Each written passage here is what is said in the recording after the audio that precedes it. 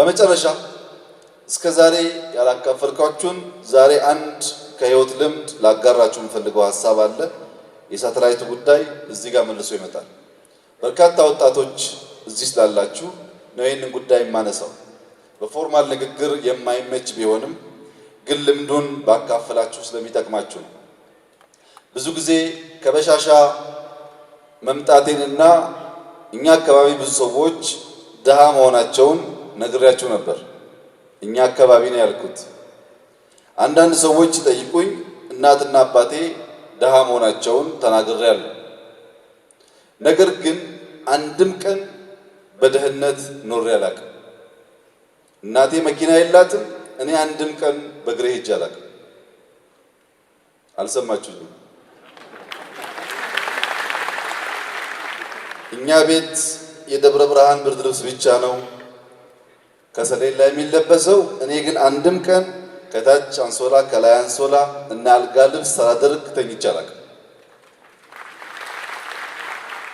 ስለዚህ እንዳትሸወዱ ከበሻሻ የመጣው የድሃ ቤተሰብ ልጅ እያላችሁ። ነገር ግን ይህ እንዴት ነው የሆነው ያላችሁ እንደሆነ ጠዋት ጠዋት ስነሳ እናቴ ሂድና ስኳር ገዝተና ትለኛለች ከሱቅ። እኔ ስኳር ለመግዛት ከቤታችን ስወጣ ቀጥ ብዬ ሱቅ ቤት አልሄድም። ከቤታችን ጎን ልክ ከደረጃ ወርጄ ጎን ላይ ጎራልና በር ከፍታለሁ። በኢማጂኔሽን ማለት ነው። በር ከፍትና ራሴ ከከካርግ ያስነሳለሁ ቁልፍ። እስከ ሱቅ ድረስ ድምጽ እያወጣው እስከ ሱቅ ቤት ድረስ ድምጽ እያወጣው እያልኩ እየነዳሁ እሄዳለሁ። ሱቅ ቤትም ዘው ብዬ አልገባም። ፓርክ አድርጌ መኪናዬን ሱካሬን ገዝቼ ስመለስ መኪና አስነስቼ እና እየነዳሁ ድምፄን እያሰማሁ እየሮጥኩ ነው የምሄደው። መሀል ላይ ደግሞ ማርሽ የቀየርኩ እያልኩ ማለት ነው። እና እናቴ ቤት ስደርስ ፈጥኜ ስለመጣሁ ትመርቀኛለች። ሮጬ ሄጃለሁ። ከፊዚካልም አንፃር ከኢማጂነሪ ፓወርም አንፃር አሁን የገባኝ ማለት ነው። ማታ ማታ ደግሞ ስንተኛ መጀመሪያ ሰሌን አለ፣ ቀጥሎ የደብረ ብርሃን ብርድ ልብስ አለ። እኔ ብርድ ልብሱን የመጀመሪያ አንሶላ ብዬ አነጥፈዋለሁ። ቀጥዬ እሱን አነሳና ሁለተኛ አንሶላ ብዬ አነጥፈዋለሁ። እሱን አነሳና ብርድ ልብስ አደርገዋለሁ። መልሼ አልጋ ልብስ አደርግና በደንብ እጥፍ አድርጌ ከፍተዋለሁ። ሰዎች ሰሌን ላይ የተኛው ይመስላቸዋል። እኔ ግን ምን የመሰለ አልጋ ላይ ከታች አንሶላ ከላይ አንሶላ።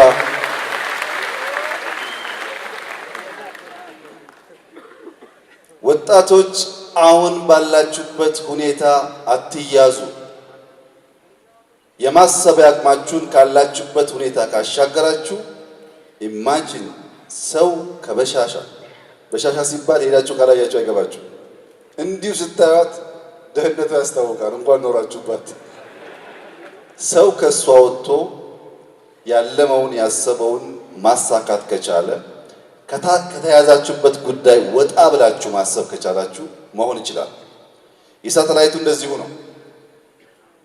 መሪዎች በተቀያየሩ ቁጥር በቀላሉ ለመቀበል ቢቸገሩም እኔ ተስፋ አልቆረጥኩም፣ እገፋ ነበር። ለእናንተ ሳተላይት ነው የመጠቀላችሁ። ለእኔ ግን ልክ እንደ ብርድ ልብሷ ልክ እንደ ድሮ መኪና በማይታሰብ ጊዜ የታሰበ ነገር ተሳክቶ ማየት ስለሆነ ደስታዬ ድርብ ነው ማለት ነው።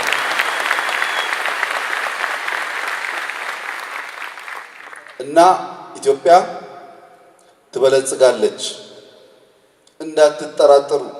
ይሄ የኢትዮጵያ ሲዝን ነው፣ የኢትዮጵያ ጊዜ ነው።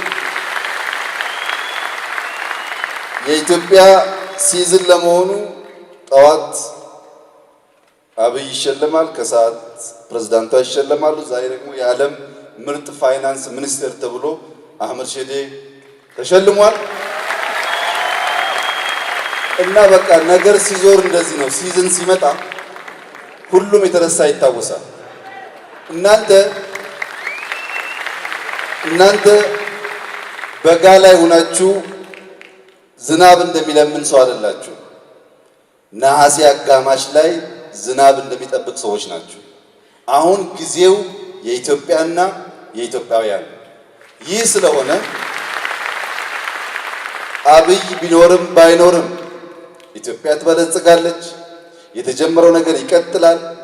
ይህ ማለት ግን የሚያላዝኑ ውሾች አይኖሩም ማለት አይደለም። ብልጽግናዋን ማቆም ግን አይችሉም። ለምሳሌ በሰሞኑ በሆም ግሮን ኢኮኖሚክ ሪፎርም አጀንዳችን $10 ቢሊዮን ተጨማሪ ሀብት እናመጣለን ብለን ነበር ወደ ኢትዮጵያ።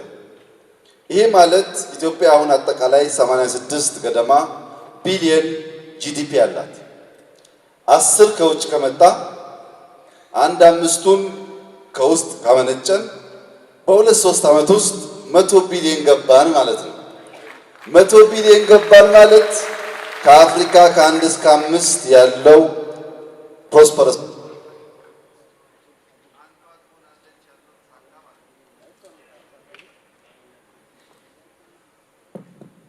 ከአፍሪካ ከ1 እስከ 5 የተሻለ ጠንካራ ኢኮኖሚ ካላቸው ሀገራት አንዱ ያልነው ተሳካ ማለት ነው።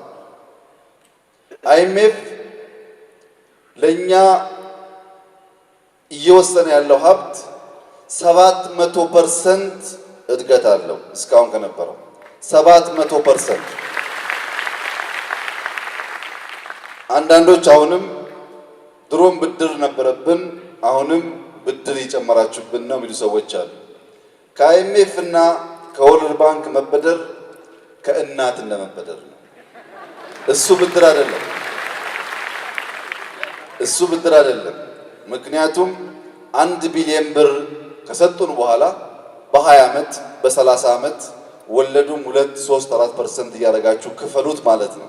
ኢትዮጵያን የጎዳት ከነዚህ ተቋማት ሳትበደር ከኩባንያዎች ከአንዳንድ ሀገራት ትበደርና ለምሳሌ ለባቡር ትበደርና ባቡሩ ተሰርቶ ሳያልቅ ክፍያ አምጣ ትባላለች።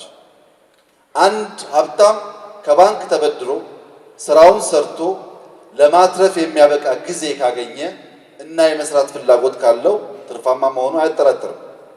ችግሩ ዛሬ 100 ብር አበድሮ ነገ 150 ብር አምጣ ካለ እሱ ብድር ሳይሆን አራጣ ይባላል በአማርኛ። እና እስካሁን በነበረው ሁኔታ ወርልድ ባንክ እኛን የሚከሰው ከኛ ትበደራላችሁ ለአራጣ በዳሪዎች ትከፍሉታላችሁ ገንዘቡን የኛን ብድር ልማት ላይ አታውሉትም የሚል ክስ ነበር። አሁን በጀመርነው የኢኮኖሚ ማሻሻያ ፕሮግራም የምናገኘውን ሀብት ልክ እንደ ሰላም ተባብረን ጥረን ግረን ከሰራን የኢትዮጵያ ብልጽግና በማያወላዳ መንገድ በዚያ መድረክ ውስጥ የኢትዮጵያ ብልጽግና የሚፈነጥቅበትን የመጀመሪያውን ብርሃን አሳያቸዋለሁ። ዛሬ ቢጀምረው ስለማልጨርሰው ቅድም ዮናስ እንዳለው ድህነትን፣ ረብሽን፣ ብጥብጥን የሚናገሩ ሰዎች አሉ። በዚህ በኩል ደግሞ ተቃራኒዎች አሉ። ሁለታችሁንም አልሰማም። ኢትዮጵያ ትበለጽጋለች። አመሰግናለሁ።